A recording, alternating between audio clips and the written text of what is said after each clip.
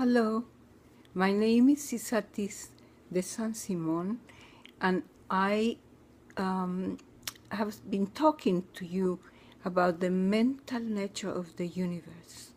And this is extremely important. It has to do also with our identity. We are unlimited consciousness, part of that universal mind of the all, which we call God.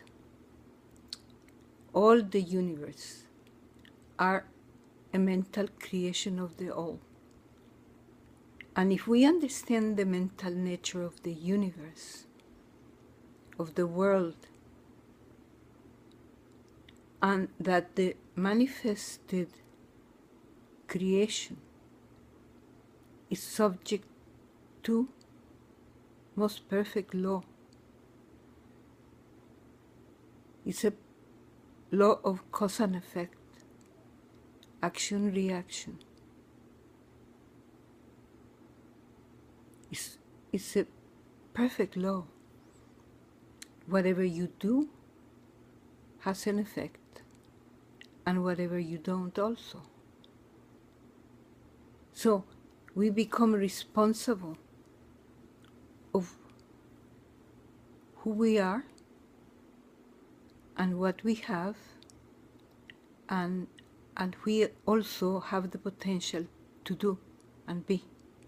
It's extremely important to understand the mental nature of the universe and our true nature, so that we don't get lost in the apparent reality that we live in, because we live, move, and have our being in the supreme mind of the all.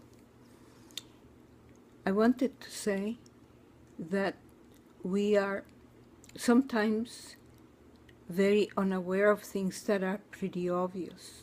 I will give you an example of this that is extremely important, and to me very surprising. When I was a child, I was a very questioning child, and I have heard in my world history, sacred history class,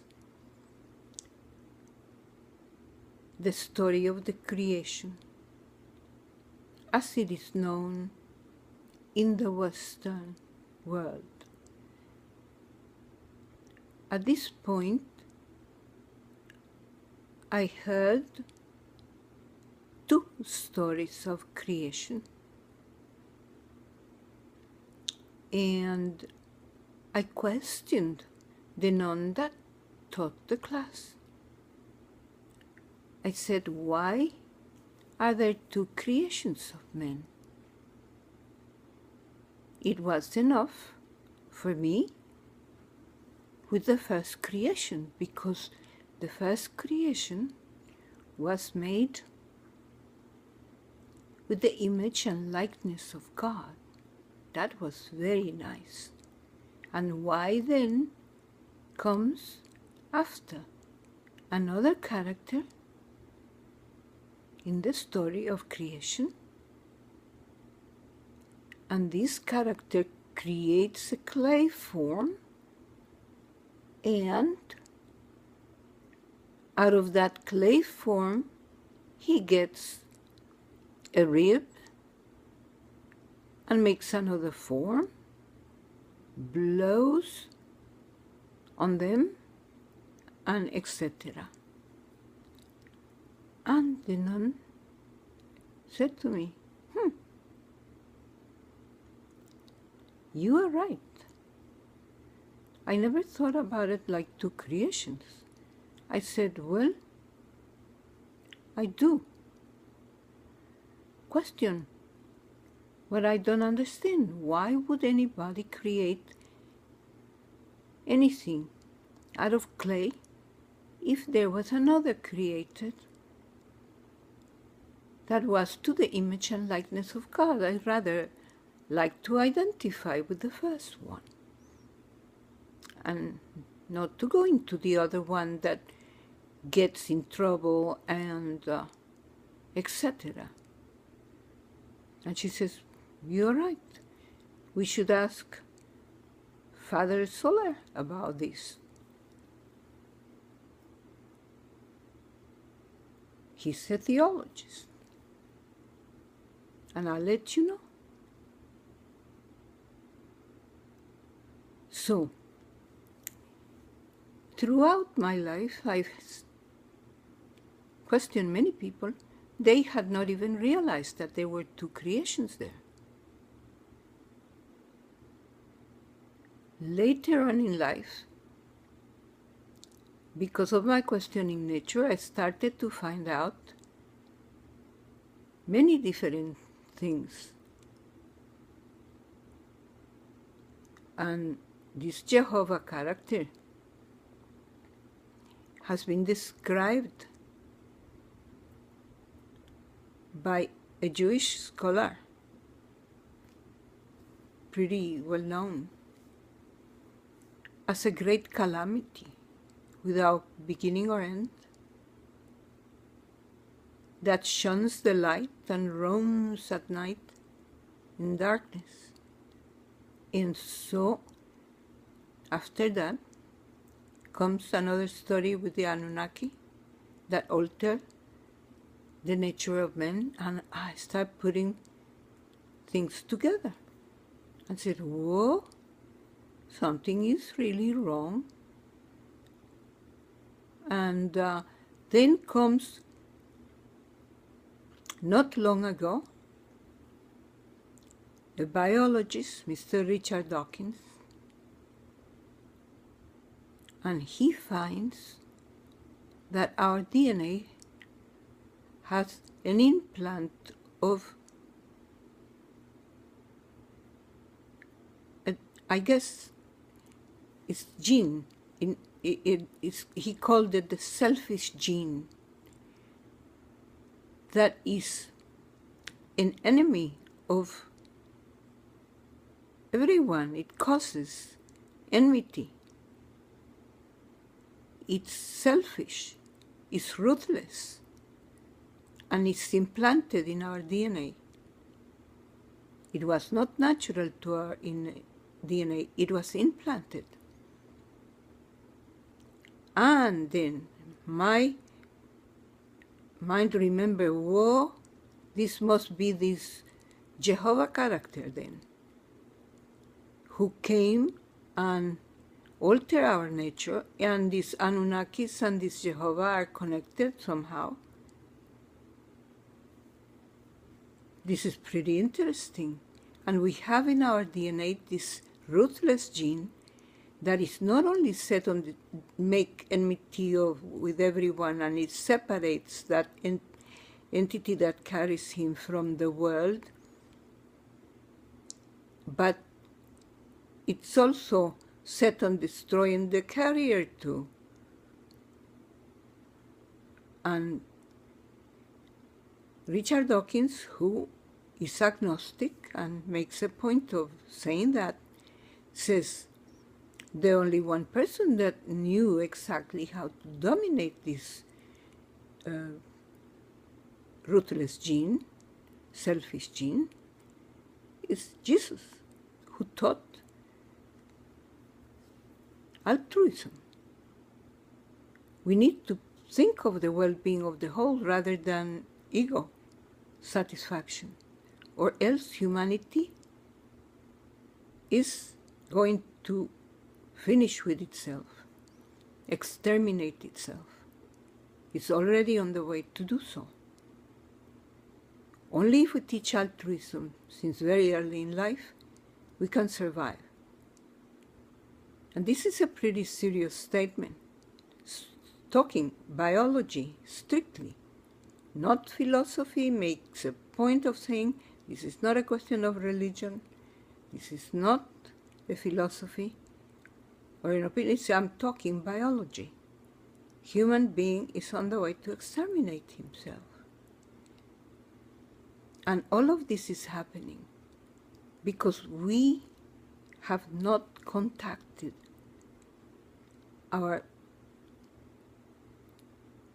Redemptor with true understanding and penetrating his extraordinary life and words and deeds and his death and his resurrection, so much that we have to hear in silence and impotency tremendous blasphemies being spoken by who right now is the head of the Novus Ordo Catholic Church that is now in the Vatican, say horrendous, blasphemous words as saying that Jesus the Christ failed us at the cross.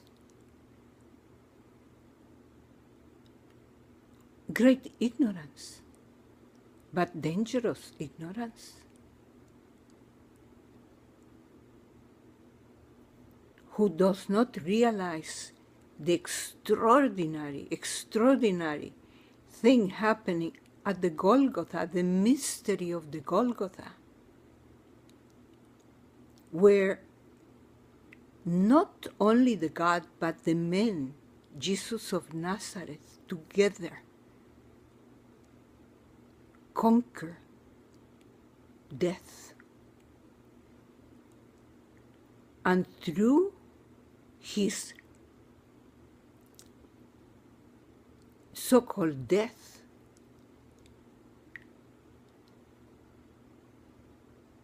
resurrection,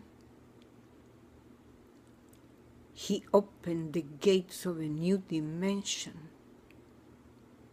so that we can return to our original nature and conquer also death. This is the beauty, the powerful experience that happened at the Golgotha, at the cross, when through that sacrifice, sublime, transcendent all understanding of humans, the man God, Jesus of Nazareth, the Christ, opened up for us our redemption, and we can, like a scientist was saying in her paper, in one of my books, I have her paper, Isabel Pichek, beautiful thing. He says the resurrection is not a one-time event, it's heralding the redemption of humanity. Because he died at the Golgotha and resurrected, a new and powerful dimension happened in the cosmos that didn't exist before,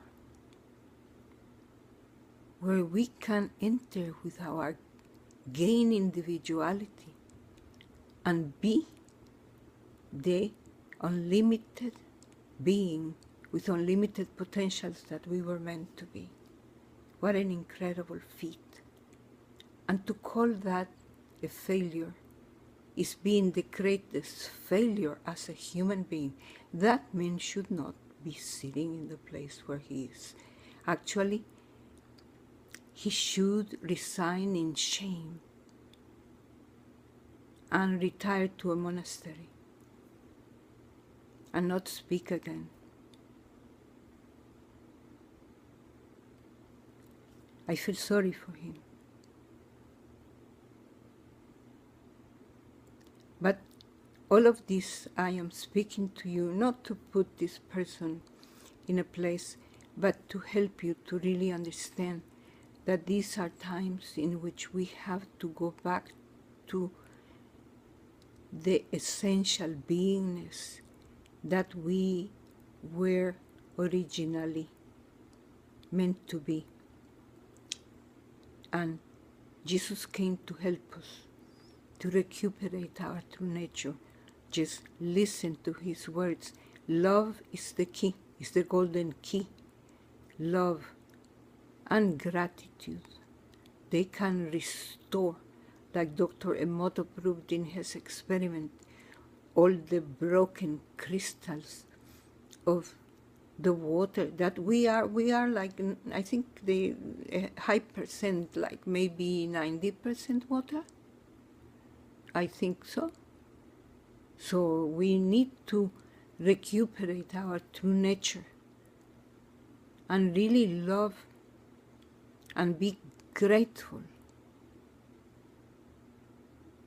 that love itself came to rescue us from that place where the enmity of life, the enmity is like an enemy since the beginning of times, said, I'm going to destroy this humankind because they are the children of God that punished me because of them to eternal darkness.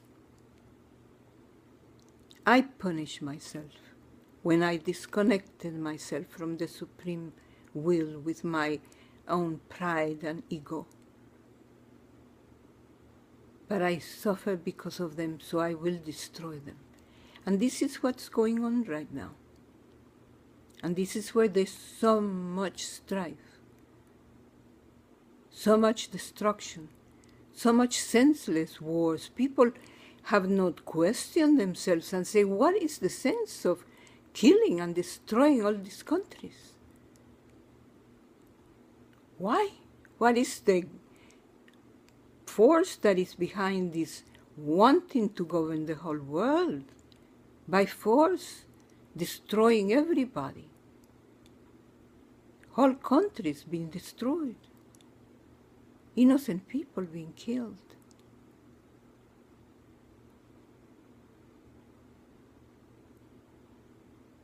Well, that's what's going on, and you need to understand this in that, I would say, eschatological way. You need to. If not, you cannot understand what is going on.